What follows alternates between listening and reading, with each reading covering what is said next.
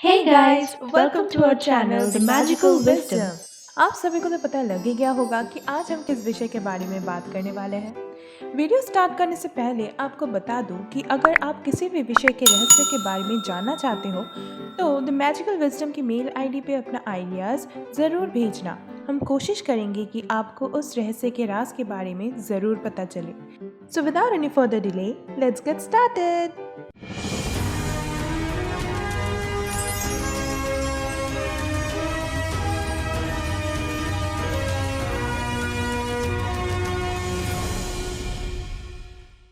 देवी सती, जिन्हें दाक्षायणी के नाम से भी जाना जाता है, हिंदू धर्म के अनुसार दीर्घायु और वैवाहिक सुख की प्रतीक मानी जाती है। महादेव की प्रथम पत्नी थी देवी सती। देवी सती महाआदि शक्ति का ही रूप है, जिन्होंने महादेव का तप करके उन्हें प्रसन्न किया और एक वैरागी जीवन से सांसारिक जीवन में आने पर विवश कर दिया। हिंदू धर्म में ये माना जाता है कि देवी सती ने अपने पति महादेव का अपमान सहन न कर पाने के कारण यज्ञ के अग्नि में प्रवेश कर अपने आप को भस्म कर दिया था। क्या आप सब व्याकुल हैं इसके पीछे की गाथा जानने के लिए? तो हमारे साथ बने रहिए वीडियो के अंत तक। प्रजापति दक्ष और उनकी पत्नी देवी प्रसूति को एक पुत्री को पाने की अभिलाषा थी। इस आशा की पूर्ति के लिए प्रजापति दक्ष उनके पिता ब्रह्मदेव के पास उपाय मांगने के लिए गए। ब्रह्मदेव ने उन्हें देवी आदि पराशक्ति की आराधना करने का सुझाव दिया। सर्वशक्तिशाली देवी की आराधना करने के लिए उन्होंने गेरुआ वस्त्र धारण किया और महल से प्रस्थान किया। जंगल में गहरी यात्रा करते हुए उनको अपनी साधना के लिए उपयुक्त स्थान मिल गया और वो वहाँ पर अपना स्थान ग्रहण कर देवी आदि शक्ति की आराधना में विलीन हो गए। मौसम बदलते गए, जंगली जानवरों का हमला हुआ, लेकिन प्रजापति दक्ष का ध्यान भंग नहीं हुआ। अनेक वर्ष बीत गए और जब प्रजापति दक्ष के कठोर तप का अंत का समय आया, तब देवी आदिशक्ति ने एक मनोरम रूप में 1000 भुजाओं के साथ और अनंत शस्त्र धारण किए हुए प्रजापति दक्ष को दर्शन दिया। देवी ने प्रजापति दक्ष को इच्छा अनुसार वरदान मांगने को कहा। प्रजापति दक्ष ने देवी को अपनी इच्छा के बारे में बताया और एक बेटी की मांग की। देवी प्रसन्न होकर प्रजापति को वरदान देते हुए कहा कि वो स्वयं उनके पुत्री रूप में जन्म लेंगी, लेकिन ये चेतावनी भी दी कि अगर उनको कभी भी किसी भी प्रकार से अपमानित होना पड़ा तो वो अपने मूल रूप धारण करेंगी और सबको छोड़कर अपनी इस जीवन को त्याग देंगी। प्रजापति दक्ष और उनकी पत्नी ने देवी की शर्तों को ध्यान में रखते हुए अपना वरदान स्वीकार कर महल लौट गए। वरदान के अनुसार देवी शक्ति ने अपना मानव रूप धारण कर प्रजापति दक्ष और प्रसूति देवी की पुत्री देवी सती के रूप में जन्म लिया। इसी कारण उन्हें दाक्षायणी अर्थात दक्ष की पुत्री के नाम से जाना जाता है। ब्रह्मदेव ने देवी सती के लिए महादेव का चयन किया था, क्योंकि महाशक्ति ने ब्रह्मदेव को सृष्टि का सृजन करने में सहायता की और उसके पश्चात ब्रह्मदेव ने महादेव को उनकी सती देवी महाशक्ति को लौटाने का निर्णय लिया। देवी सती एक बच्ची के रूप में भी महादेव की भक्ति में लीन रहती थी और महादेव से जुड़ी सारी कहानियाँ और कथाएं सुनने में बहुत उत्सुक रहती थी। महर्षि नारद अक्सर महल में आया करते थे और महादेव की विभिन्न प्रकार की कहानियाँ सुनाया करते थे। जैसे जैसे समय बीतता गया, देवी सती का शिव के प्रति भक्ति और बढ़ती गई। उन्होंने फैसला किया कि वो महादेव को ही अपने पति के रूप में स्वीकार करेंगी। हालांकि उनके पास अमीर राजकुमारों से संबंध भी आए थे, लेकिन उनकी आंखों में सिर्फ और सिर्फ शिव भक्ति थी। तपस्वी महादेव को पाने के लिए देवी सती ने महल की सारी सुख सुविधाओं को त्याग कर वन की ओर प्रस्थान किया। वन में प्रवेश कर उन्होंने अपना खाना पीना सब कुछ त्याग कर कठोर तप में विलीन हो गए। तपस्या में लीन होकर उन्होंने अपने मन और आत्मा को सिर्फ अपने आराध्य महादेव पर केंद्रित किया, जिसके कारण उनका नाम उमा पड़ा। कठोर से कठोर वर्षा पर भी उन्होंने अपनी तपस्या में विघ्न नहीं आने दिया, इसलिए उनका नाम अपर्णा पड़ा। अंततः देवी सती की तपस्या का फलीभूत होने का समय आ गया। अपने परम भक्त की शक्ति को महसूस करते हुए महादेव ने देवी सती के समक्ष दर्शन देने का निर्णय लिया। देवी सती की इच्छा अनुसार महादेव उन्हें अपनी अर्धांगिनी के रूप में स्वीकार करने के लिए प्रस्तुत हो गए। देवी सती बहुत प्रसन्न हुई और इसी विश्वास के साथ लौट आई अपनी महल पर कि एक दिन महादेव आएंगे और उनके साथ ही विवाह करेंगे, उन्हें अपने साथ ले जाएंगे। प्रजापति दक्ष श्री हरिनारायण के बहुत बड़े भक्त थे। उन्हें ये स्वीकार नहीं हुआ कि उनकी पसंदीदा पुत्री का विवाह एक ऐसे पात्र से होगा जो उनके मुताबिक उनके पद से नीचे था। परंतु देवी सती अपने निर्णय पर अटल थी कि उन्हें शिव जी ही अपने पति के रूप में चाहिए। अंततः शिव जी और देवी सती का विवाह संपन्न हुआ और वो दोनों कैलाश की ओर निकल पड़े। लेकिन प्रजापति दक्ष महादेव को अपने जमाता के रूप में स्वीकार नहीं कर पाए और इसलिए अपनी प्रिय पुत्री सती को त्याग करने का निर्णय लिया। दिन बीतते गए। देवी सती और महादेव आनंद सहित एक दूसरे का साथ निभा रहे थे। एक दिन देवी सती बगीचे से फूल लाने गई थी। तब उन्होंने देखा कि इंद्रदेव और बाकी देवगण, गंधर्व, यक्ष, किन्नर, साधु, ऋषि, मुनि, हर प्रकार के जीव एक ही दिशा की ओर प्रस्थान कर रहे थे। उन्होंने नंदी जी से पूछा कि नंदी, ये सब कहाँ जा रहे हैं? नंदी जी ने बताया कि माता, आपके पिताश्री प्रजापति दक्ष ने एक महायज्ञ का आयोजन किया है।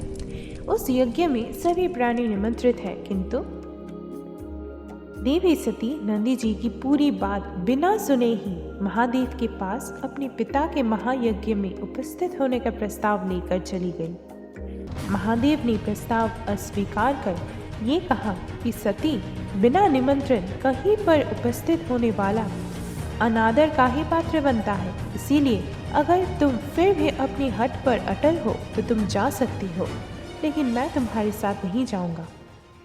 ये सुनकर देवी सती निराश होकर अपने पिता के महायज्ञ पर उपस्थित होने के लिए कैलाश से प्रस्थान किया। महादेव ने देवी सती को बारंबार सचेत किया था कि बिना निमंत्रण जाने वाला हमेशा अनादर और असम्मान का ही पात्र बनता है, लेकिन देवी सती ने उनकी सचेत वार्ता को समझने का प्रयास ही नहीं किया। जब प्रजापति दक्ष ने देवी सती को महायज्ञ में उपस्थित देखा तो उनका क्रोध जागृत हो उठा और उन्होंने देवी सती को सबके सामने अपमान किया और महादेव के विरुद्ध अपशब्द बोले। ये सुनकर देवी सती ने उन्हें समझाने का अनेकों प्रयास किया कि महादेव जैसे पति सौभाग्य से मिलते हैं और वो इस विवाह से बहुत खुश है और संतुष्ट भी। लेकिन प्रजापति दक्ष देवी सती के हर वचन को अनसुना कर दिया और शिव को अपमान करने लगे। देवी सती महादेव का अपमान और बर्दाश्त नहीं कर सकी। देवी आदिशक्ति के रूप में उन्होंने प्रजापति दक्ष और उनकी पत्नी प्रसूति को सचेत किया था जन्म से पहले कि अगर उनका किसी भी तरह का अपमान हुआ तो वो उन्हें छोड़कर चली जाएंगी। वादे के मुताबिक देवी सती देवी आदि पराशक्ति के रूप में दर्शन दिया। सभी देव गण, यक्ष, किन्नर, गंधर्व भयभीत हो उठे। देवी ने प्रजापति दक्ष को अपना परिचय दिया और योगाग्नि में प्रवेश कर अपने देह को भस्म करने का निर्णय लिया।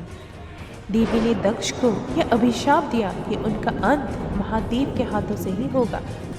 उसके उपरांत उन्होंने पवित्र योगाग्नि में प्रवेश कर अपने मनुष्य शरीर का त्याग कर दिया। महादेव का ध्यान भंग हो गया और जब उनको पता चला इस पूरे विषय के बारे में, उनका क्रोध जागृत हो उठा।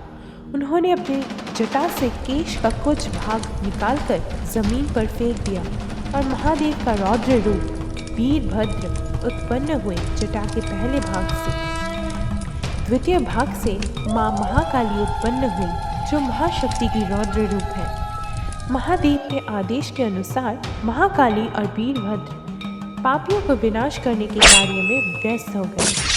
वीरभद्र ने प्रजापति दक्ष के मस्तक को अपने हाथों से उजाड़ कर उनके धड़ से विलग कर दिया और उस योगाग्नि में भस्म कर दिया। उसके पश्चात महाकाली और उनके 8 रूप मिलकर भृगु ऋषि, देव, मुनि, यक्ष, गंधर्व सभी को दंड दिए, क्योंकि पाप को सहन करने वाला भी पाप का भागी बनता है। सब कुछ ध्वंस हो रहा था। ब्रह्मदेव और विष्णुदेव ने महादेव से सब कुछ ठीक करने की गुहार लगाई, क्योंकि सृष्टि संकट में था। महादेव ने अपना कष्ट छुपाते हुए जो कुछ भी नष्ट हुआ था सब पुनर्जीवित कर दिया। उन्होंने प्रजापति दक्ष को भी जीवन दान दिया। प्रजापति दक्ष का शीश वीरभद्र द्वारा भस्म किया गया था, इसलिए वो शीश फिर से जीवित नहीं हो सकता था। इसलिए महादेव ने प्रजापति दक्ष को एक बकरी का शीश प्रदान किया, क्योंकि उस शीश में अहंकार और दंभ का विराज नहीं था। प्रजापति दक्ष ने अपना गुनाह कबूल कर अपने आप को परिवर्तन किया और महादेव के भक्त बन गए। और वहाँ महादेव देवी सती के शरीर को लेकर इतने दुखी हो गए कि उन्होंने तांडव करना आरंभ किया। ये देखकर देवी महाकाली ने श्री हरि विष्णु से विनती की कि देवी सती के शरीर को 51 भागों में बांट दिया जाए, ताकि महादेव देवी सती के शरीर से मुक्ति पा सके। श्री विष्णु ने अपने सुदर्शन चक्र से देवी सती के शरीर को 51 भागों में बांट दिया और वो 51 भाग धरती पर आ गिरी। और जहाँ जहाँ देवी सती के शरीर का भाग गिरा वहाँ एक शक्तिपीठ उत्पन्न हो गया। उसी में से एक शक्तिपीठ है माँ कामाख्या मंदिर। गुवाहाटी की राजधानी में नीलाचल पहाड़ी पर स्थित मंदिर की देवी कामाख्या देवी को रक्तस्राव देवी के रूप में माना जाता है। ऐसा माना जाता है कि मंदिर के गर्भगृह में देवी महाशक्ति की पौराणिक गर्भ और योनि है। दिलचस्प बात यह है कि हर साल आषाढ़ जून के महीने में कामाख्या मंदिर के पास ब्रह्मपुत्र नदी लाल हो जाती है। ऐसा माना जाता है कि इस अवधि के दौरान देवी को मासिक धर्म होता है। कामाख्या का नाम प्रेम के देवता कामदेव से मिलता है। जैसी कि कहानी आगे बढ़ती है, भगवान ने एक श्राप के लिए पौरुष खो देने के बाद महाशक्ति के गर्भ और जननांगों की तलाश की थी। कामदेव की शक्ति को वापस उधार देने के लिए एक श्रद्धांजलि के रूप में कामाख्या देवी को स्थापित किया गया था और आज भी उनकी पूजा की जाती है। ब्रह्मपुत्र नदी हर साल जून के महीने में 3 दिनों के लिए रक्त जैसा लाल हो जाता है। फिर अंबुबाची मेला का आयोजन किया जाता है। कई लोग कहते हैं कि पानी और मिट्टी में लोहे की मात्रा अधिक होती है, जो इसे खून जैसा रंग देता है।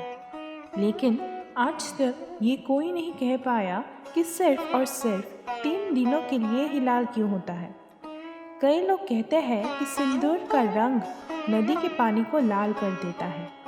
तो चौथे दिन के बाद नदी पहले जैसे कैसे हो जाती है? वैज्ञानिक विशेषज्ञों ने भी जांच पड़ताल की, लेकिन इस तथ्य को सिद्ध करने में असफल रहे कि सिर्फ 3 दिनों के लिए ही क्यों लाल हो जाती है। इस दुनिया में ऐसे बहुत से घटनाएं होती है जो विज्ञान से समझा या परखा नहीं जा सकता, क्योंकि प्रकृति के अजूबा के सामने विज्ञान को हार मानना ही पड़ता है। आशा है कि आपको हमारी ये वीडियो अच्छी लगी होगी। So if you enjoyed our video then don't forget to like, share and subscribe to our channel और कमेंट करके ज़रूर बताना कि आपको क्या लगता है इस रहस्य के राज के बारे में। Stay safe and healthy guys, see you in the next video and thanks for watching.